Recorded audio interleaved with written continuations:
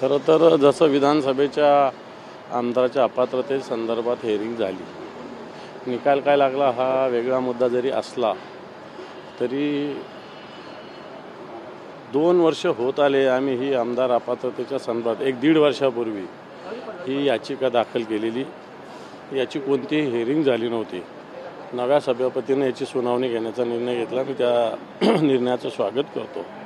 परंतु पुन्हा विधानसभेसारखं भिजत घोंगडं न टाकता याच्यावर लवकरात लवकर योग्य निर्णय व्हावा.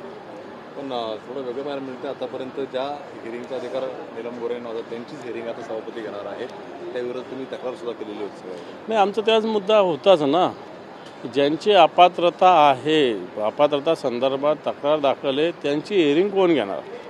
त्याच्याविषयी स्पेशल कोणीतरी सभागृहाने किंवा संसदीय कामकाज मंत्र्यांनी किंवा सरकारने निर्णय घ्यायला पाहिजे होता की कोणीतरी, कारण नीलमताई या उपसभापती होत्या आणि ॲक्टिंग सभापती पण होत्या, आणि त्यांच्यावर जर तशा पद्धतीने तक्रार असेल तर त्याची हेअरिंग कोण घेणार? तर आम्ही एक सभागृहातल्या ज्येष्ठ सदस्याची अशा पद्धतीने नियुक्ती करा. त्याच भाई गिरकर होते, त्यांना नियमावं अशा प्रकारची मागणी आम्ही केली होती, पण ती मागणी मान्य झाली नव्हती. परंतु मला स्वतः आता विषय तो संपलेला आहे. नवीन सभापती आलेले आहेत, ते याच्याविषयी मला वाटतं योग्य पद्धतीनं पुढे जातील. मुंबईत कायदा सुव्यवस्थेचा प्रश्न पुन्हा एकदा निर्माण होतो. खास करून सेलिब्रिटी आता सैफ अली खान यांच्या घरातच त्यांच्यावर हल्ला केला जातो चाकून. काय वाटतं की मुंबईतच नव्हे तर महाराष्ट्रात अशा पद्धतीनं घटना होत आहेत. ठिकठिकाणी छोट्या मुलीवर अन्याय होतो आहे, कोणावर चाकू होत आहेत, कोणाचे मुर्दे पडत आहेत. आता जे सैफ अली खानवर हल्ला झाला, बांद्रासारखा उच्चभ्रू वसाहतीचा भाग, बाबा सिद्दीकींची याच भागात हत्या झाली, सलमान खानच्या घरात याच ठिकाणी हल्ला झाला होता, आता गोळीबार झाला होता, आता सैफ अली खानच्यावर स्वतः त्याच्यावर हल्ला झाला.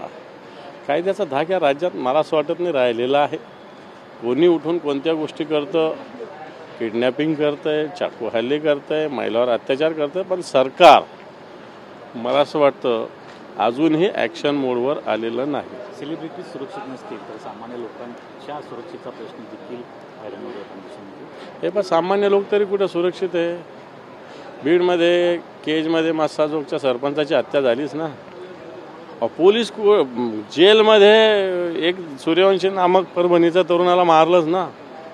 मग कायद्याचा धाक, कायद्याची सुरक्षितता किंवा राज्य सरकारचं कुठंतरी स्वतःचं कर्तव्य हे कुठंच दिसत नाही आहे. पण खरं तर न्यायालयीन चौकशीचे काल शासन निर्णय काढलेले आहेत दोन्ही घटनांचे कुठेतरी उशिरा सगळे होते. हे पण आता 35-40 दिवस झालेले आहे.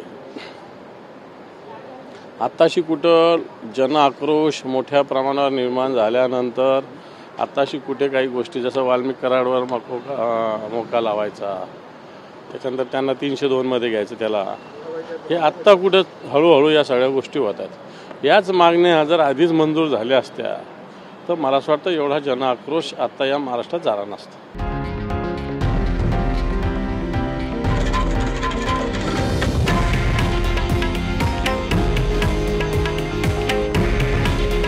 हे आहे देशातील नंबर 1 न्यूज नेटवर्क आणि आपण पाहत आहात TV9 मराठी.